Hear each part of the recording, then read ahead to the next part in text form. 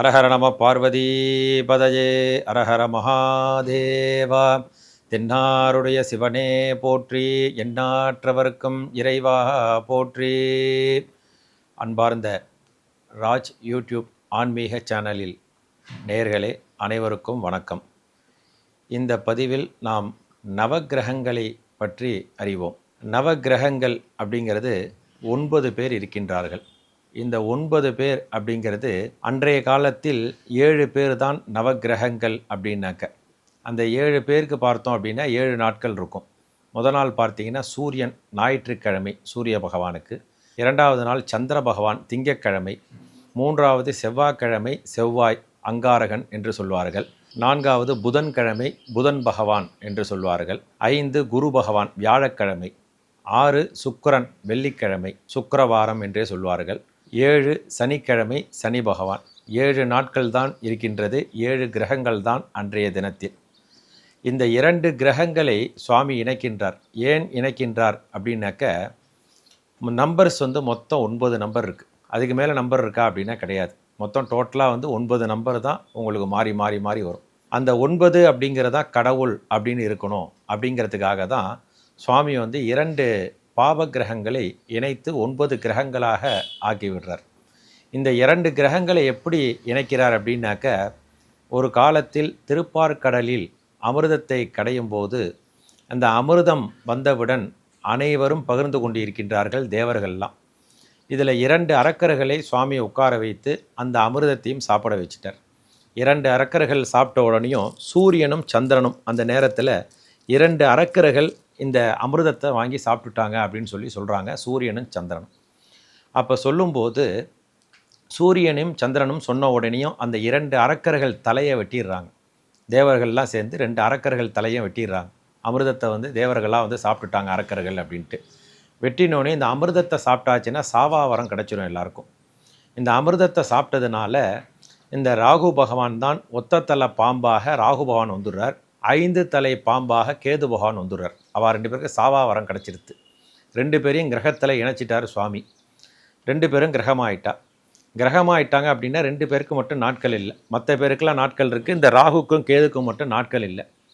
உடனே சிவபெருமான்கிட்ட போய் அவங்க 2 பேரும் கேட்குறாங்க, இது மாதிரி நாங்கள் மட்டும் பேசாமல் நாங்கள் அரக்கர்களாகவே இருந்திருப்போம், எங்களை நீங்கள் கிரகமாக இணைச்சிட்டிங்க. ஆனால் இணைச்சிட்டிங்க அப்படின்னாக்கா எங்களுக்கு நாட்களே இல்லை. மற்ற 7 பேருக்கு 7 நாட்கள் இருக்குது. 2 பேர் எங்கள் 2 பேருக்கு நாட்கள் இல்லாமல் நாங்கள் மாட்டுக்கு சுற்றின்னு இருக்கோமே அப்படின்னு சொல்கிறாங்க. அப்போ சொல்லும்போது சுவாமி உடனே ஒரு நாளைக்கு எத்தனை மணி நேரம் அப்படிங்கிறார். 24 மணி நேரம். அந்த 24 மணி நேரத்தில் 3 மணி நேரத்தை பிரிச்சிடும். 21 மணி நேரம் தான் மற்ற கிரகங்களுக்கு. இந்த 3 மணி நேரம் அப்படிங்கிறது ராகு பகவானுக்கு 1.5 மணி நேரம், கேது பகவானுக்கு 1.5 மணி நேரம். அதுதான் ஒரு நாளைக்கு பார்த்தீங்கன்னா ராகு காலம் யமகண்டன் வரும். 1.5 மணி நேரம் 1.5 மணி நேரம். அந்த ராகு பகவானுக்கு உரிய நேரம் தான் ராகு காலம் அப்படின்னு சொல்கிறது.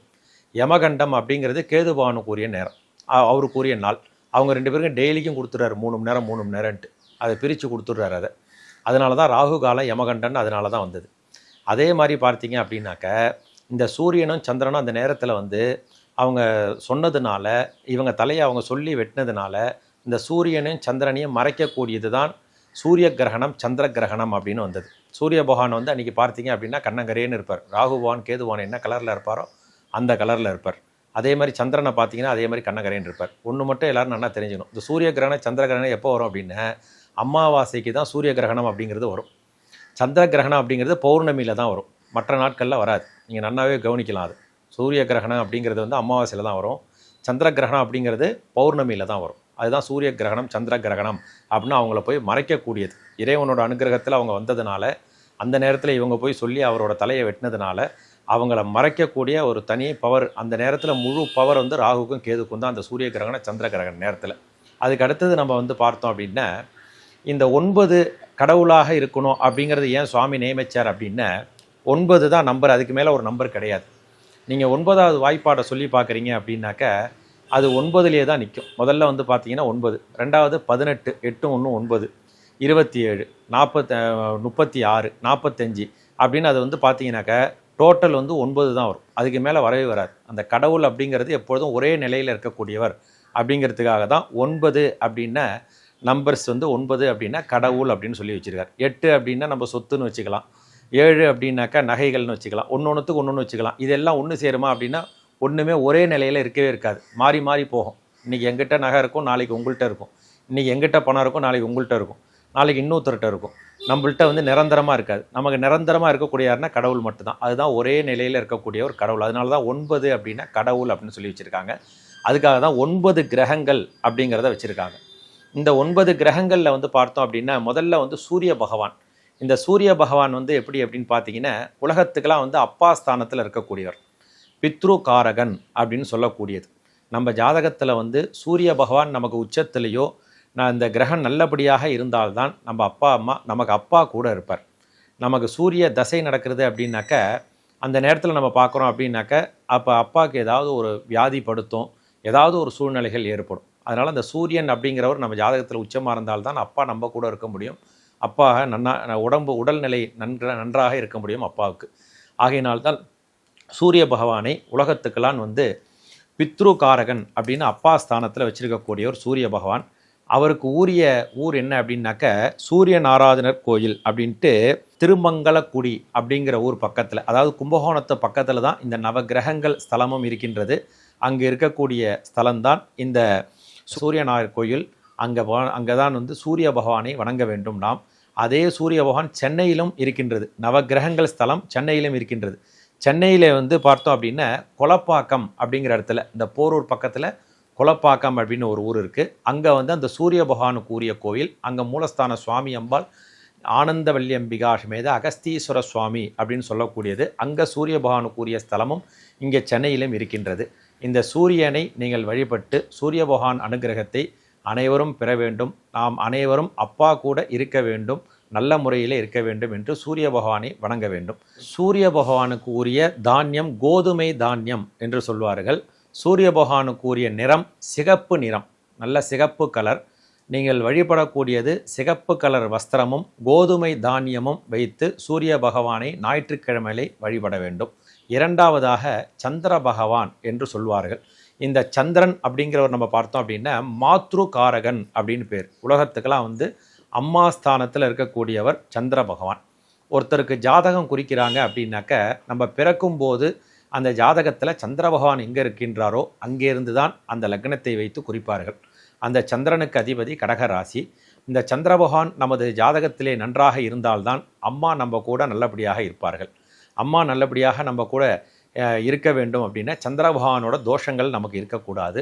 அந்த சந்திர பகவானோட தோஷம் இருந்தாலும் அந்த தோஷத்தை நாம் பரிகாரம் செய்யக்கூடிய இடம் வந்து திங்களூர் அப்படிங்கிற இடத்துல வந்து கைலாசநாதர் கோவில். அங்கே வந்து சுவாமியோட பேர், மூலஸ்தான சுவாமி பேர் வந்து கைலாசநாதர் அப்படின்னு சொல்லக்கூடியது. அங்கே தான் வந்து அந்த சந்திர பகவான் இருக்கின்றார்.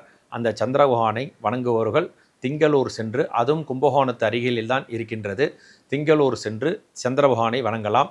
சென்னையிலே இருக்கக்கூடியது சோமமங்கலம் அப்படிங்கிற இடத்துல வந்து, அதாவது தாம்பரத்துக்கு அருகாமையிலே சோமமங்கலம் அப்படின்னு இருக்கின்றது.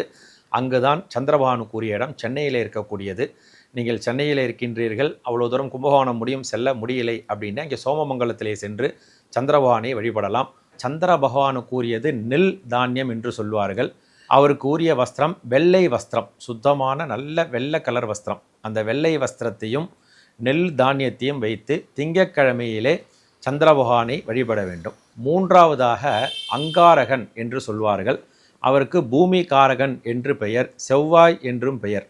இந்த செவ்வாய் நம்ம ஜாதகத்திலே இருந்தால்தான், நல்ல ஒரு உச்சத்திலே இருந்தால்தான் நமக்கு சொந்த வீடு இருக்கும். அந்த சொந்த வீட்டில் நம்ம இருக்கணும் அப்படின்னாக்கா நம்ம ஜாதகத்தில் செவ்வாய் கிரகம் வந்து நீச்சமாகக்கூடாது.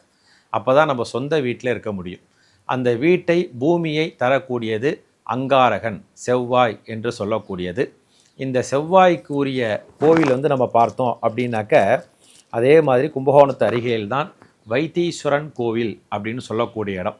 அங்கே வந்து பார்த்தோம் அப்படின்னா மூலஸ்தானத்து சுவாமி அம்பாள் பெயர் தையல் நாயகி அம்பிகா சமேத வைத்தியநாத சுவாமி என்று பெயர். அங்கே முருகப்பெருமானுக்கும் ரொம்ப விசேஷமான க்ஷேத்திரம். செவ்வாய்க்கு அதிபதி முருகப்பெருமான். அந்த முருகப்பெருமான் அங்கே முத்துக்குமார சுவாமியாக நாம் அனைவருக்கும் அருள்பாலித்து வருகின்றார். அங்கே இருக்கக்கூடியது செவ்வாய் கிரகம். இதே சென்னையிலே செவ்வாய் வந்து இங்கிருந்து ஒரு பூந்தமல்லி அப்படின்னு சொல்லக்கூடிய இடத்துல வைத்தியநாத சுவாமி ஆலயம் இருக்கின்றது. அங்குதான் செவ்வாய் கூறிய இடம். சென்னையிலே பூந்தமல்லியிலே வைத்தியநாத சுவாமி ஆலயத்தில் செவ்வாய் கிரகத்தை வழிபட வேண்டும்.